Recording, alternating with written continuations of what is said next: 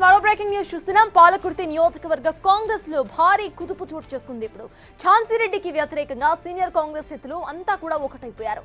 Thorrur market committee chairman ఆధ్వర్యంలో సీనియర్లు భేటీ అయ్యారు. స్థానిక ఎన్నికల్లో తమ అభ్యర్థులను నిలిపే అంశంపై చర్చలను జరుపుతున్నారు. ఝాన్సీరెడ్డి అధ్యక్షతన ఎన్నికలకు వెళ్తే డిపాజిట్లు కూడా రావని ఆందోళన వ్యక్తం చేస్తున్నారు. వాళ్ళంతా కూడా నియోజకవర్గంలోని ప్రస్తుత పరిస్థితులపై అధిష్టానానికి ఫిర్యాదు చేయాలని నిర్ణయం తీసుకున్నారు. మీనాక్షి నటరాజన్ సీఎం రేవంత్ రెడ్డిలను కలిసి ఝాన్సీరెడ్డిపై ఫిర్యాదు చేసేందుకు సిద్ధమయ్యారు. 2 రోజుల్లో గాంధీ భవన్ కు వెళ్లాలని ఏకగ్రీవ తీర్మానాన్ని చేశారు.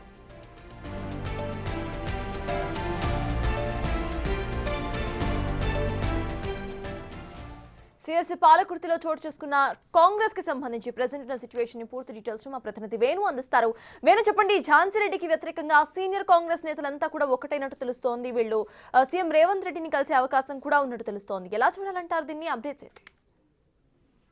గత కొద్ది రోజుల నుంచి కూడా అటు ఝాన్సీరెడ్డి తీరుతో విసిగిపోయినటువంటి సీనియర్ కాంగ్రెస్ నేతలంతా కూడా అధిష్టానానికి తమ నిరసనల ద్వారా అది జరుగుతున్న పరిస్థితులను చెప్పే ప్రయత్నం చేశారు. అయినా కూడా ఝాన్సీరెడ్డి ఒంటెద్దు పోకలను మార్చుకోకపోవడంతో పాటు అక్కడ సీనియర్స్ కాంగ్రెస్ నేతలందరినీ కూడా మీ అవసరం లేదంటూ మాట్లాడుతుంది. అదేవిధంగా వచ్చేటువంటి స్థానిక సంస్థల ఎన్నికల లోపల ఒక్కదాన్ని నేను అభ్యర్థులను నిలుపుకొని గెలిపించుకుంటానంటూ కూడా సీనియర్ల వద్ద ప్రస్తావించడంతో ఝాన్సీరెడ్డి తీరుతో అసలు కాంగ్రెస్ పార్టీకి 6 ఎంపీపీ స్థానాలు 6 జెడ్పీటీ స్థానాలు కూడా కోల్పోయే అవకాశం ఉందంటూ గత వారం రోజుల నుంచి సీనియర్ నేతలు Thorrur market committee chairman Tirupati Reddy, PACS chairman Hariprasad, అదేవిధంగా మాజీ ప్యాక్స్ చైర్మన్లు, బ్లాక్ కాంగ్రెస్ అధ్యక్షులు, మాజీ సీనియర్ నేతలంతా కలిసి ఈ రోజున తొర్రూరు లోపల సమావేశం ఏర్పాటు చేస్తున్నారు. అయితే ఇంతకంటే ముందే గత 5 రోజుల నుంచి వీళ్ళంతా కలిసి సైలెంట్ గా అటు కాంగ్రెస్ సీనియర్ నేతలను అటు ఓవైపు జానారెడ్డిని, కడియం శ్రీహరి, కోమటిరెడ్డి, అదేవిధంగా రామ్ సాయం సురేందర్ రెడ్డి వీళ్ళందరినీ కలిసి ఝాన్సీరెడ్డి తీరుపై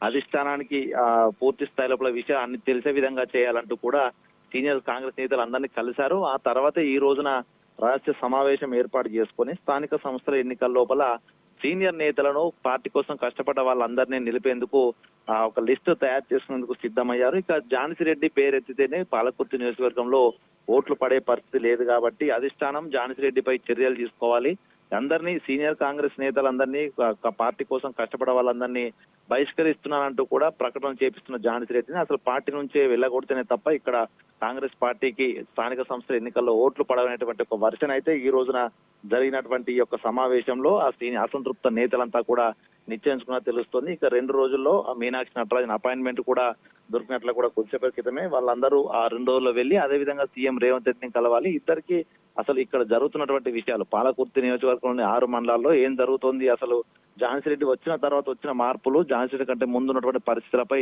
ఒక కూలంకషం ఒక రిపోర్టు సిద్ధం చేశారు. ఆ రిపోర్టును మీనాక్షి నటరాజన్కి అందించి ఆమెకు ఈ పాలకుర్తి నియోజకవర్గం సంబంధం లేకుండా చర్యలు తీసుకుంటేనే తప్ప పాలకుర్తి లోపల కాంగ్రెస్ పార్టీ రాబోయే ఎన్నికల లోపల విజయం సాధించే అవకాశం లేదంటూ చెప్పారు. దీనికి తోడుగా వీళ్ళకి సపోర్ట్ కోసం ఇప్పటికే సీనియర్ కాంగ్రెస్ నేతలను కూడా కలవడంతో వాళ్ళందరితో సహా మీనాక్షి నటరాజన్ వద్దకు వెళ్లాలని నిశ్చయం తెలుస్తుంది. అయితే ఈ వ్యవహారంలో అసలు ఇంతగా స్థానిక సంస్థల ఎన్నికల ముందే వీళ్ళంతా సమావేశం అవడంపై కూడా పలు చర్చలు జరుగుతున్నాయి. అసలు ఎందుకు ఈ జరుగుతుంది, ఝాన్సీరెడ్డి నిజంగా ఏం జరిగింది, వీళ్ళిద్దరి మధ్య చర్చ కూడా జరుగుతుంది. అయితే గాంధీ భవన్ కు వెళ్లే సమయం లోపల దాదాపు 5,000 మంది కాంగ్రెస్ శ్రేణులతోని వీళ్ళంతా ర్యాలీగా వెళ్లాలని నిశ్చయించుకోవడంతో అసలు పాలకుర్తి నియోజకవర్గం నుంచి ఝాన్సీరెడ్డిని వెళ్ళగొట్టాలనేటువంటి ఏకైక తీర్మానం అయితే వీళ్ళు చేస్తున్నారు. సో మొత్తానికి దీనిపై మీనాక్షి నటరాజన్ గతం లోపలనే ఫిర్యాదులు అందాయి, కానీ ప్రస్తుతం ఎటువంటి చర్యలు తీసుకోలేదు. అదేవిధంగా కాంగ్రెస్ పార్టీ లోపల తనకు ఉపాధ్యక్ష పదవి ఇచ్చారు. సో వీటన్నిటిపై కూలంకషంగా చర్చించి దానిపై పూర్తి స్థాయిలో ఉన్నటువంటి క్షేత్రస్థాయి పరిస్థితులను వివరించి